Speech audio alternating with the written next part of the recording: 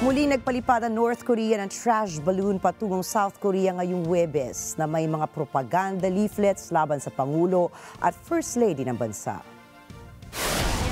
Nangyari ito matapos ang naunang pahayag ni Kim Yong-jong, kapatid ni North Korean leader Kim Jong-un, na natagpuan nila at tinapon ang isang propaganda na ipinadala ng South Korea.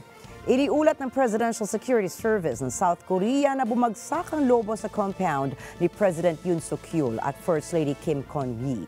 Wala namang natagpuan ang ahensyang kahit anumang mapanganib na bagay sa mga basura. Subalit, ayon sa mga local newspapers, may dala ang balloon ng mga graphic messages na inaakusahan ng administrasyon ni President Yoon ng mga kabiguan na nagdulot ng paghihirap sa mga mamamayan ng South Korea. Tinawag din ng mga leaflets sina President Yoon at First Lady Kim na immoral at mentally unstable.